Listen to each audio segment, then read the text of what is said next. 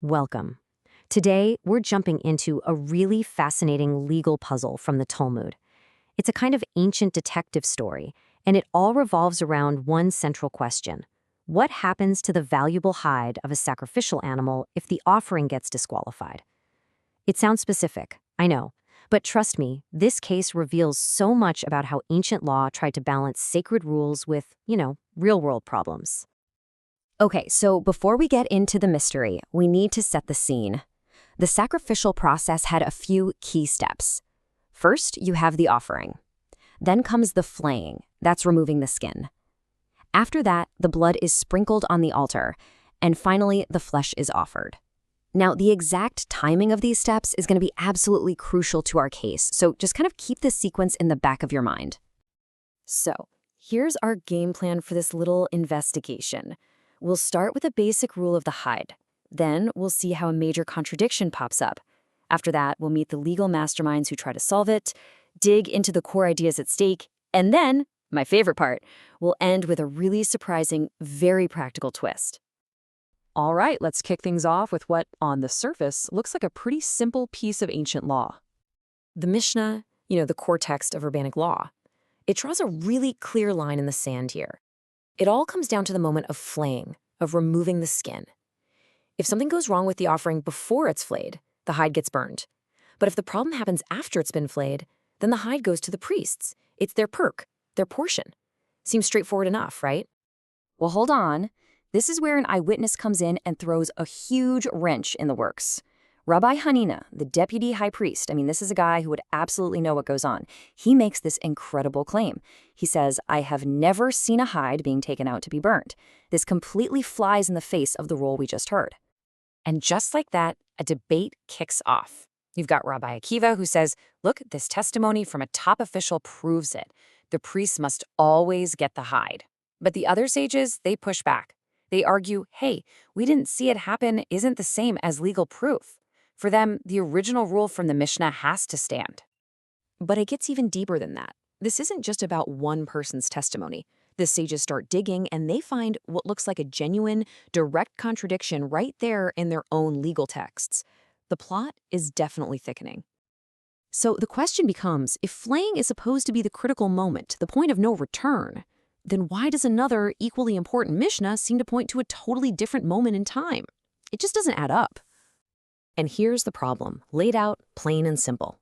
On the one hand, our first Mishnah says the key moment is after flaying. That's when the priests get the hide. But then you have this other Mishnah, and it says if the disqualification happens before the blood is sprinkled, the priests get nothing, even if the animal was already flayed. So now we have two official rules that give us completely opposite outcomes for what seems like the exact same situation.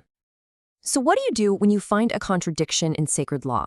Well, this is where two of the Talmud's greatest detectives, Abbaye and Rava, step onto the scene.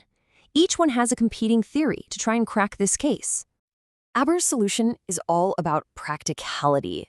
He basically says, look, this contradiction, it only exists on paper. He argues that in the real world of the temple, you would never, ever flay an animal before sprinkling its blood. It just wouldn't happen that way. So the scenario that's causing all this conflict is purely theoretical, and the two rules can actually live side by side just fine. But Rava, he comes in with a much more radical idea. He suggests that maybe we've been reading the clues all wrong. He says those phrases before flaying and after flaying, they're not meant to be taken literally. He thinks it's actually legal code for the real moment that matters, the sprinkling of the blood. If we just understand the code, the whole contradiction just vanishes. And here's the thing. This whole debate about timing and wording, it's really just the tip of the iceberg.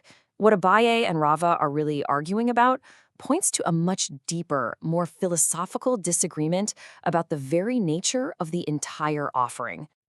So what's really going on here? What is the fundamental legal principle that's driving these two brilliant minds to such different conclusions? Let's peel back one final layer. And here it is. It all boils down to an even earlier debate between two other sages. The question is, can the blood ritual atone for the hide by itself? Rabbi Yehuda HaNasi says yes. He thinks the hide can be seen as its own separate thing. Even if the flesh gets disqualified, the blood ritual can still make the hide acceptable for the priests. But Rabbi Elazar disagrees. He says, nope, the hide and the flesh are legally tied together. If the flesh is rejected, the hide is rejected too. This is the engine driving the whole controversy.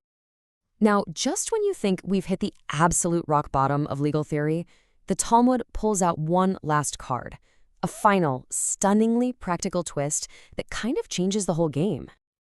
After all of this incredibly detailed legal reasoning, is it possible that the final decision doesn't come down to abstract principles at all, but to something, well, something much more tangible? And here it is. The Talmud introduces this idea called pesida lekohanim. It literally means a loss for the priests. You see, that hide wasn't just a byproduct. It had a real monetary value. Losing it was a significant financial hit for the priests. This is a total game changer. The text suggests that even a sage who holds a very strict view, the one who says the hide and flesh are linked, might actually become more lenient. Why? Because his strict ruling would cause a direct financial loss. In other words, when the priest's livelihood is on the line, the law itself might just bend a little to prevent that negative outcome. And so our detective story doesn't really end with a simple whodunit or a final legal verdict. It ends with this profound insight into the very nature of law. It shows us a system that isn't just a rigid, abstract set of rules from on high. It's a system that is deeply, deeply aware of, and even responsive to, the real human consequences of its own decisions. It's an incredible reminder that even in the most sacred of contexts, the law is and always has been about people.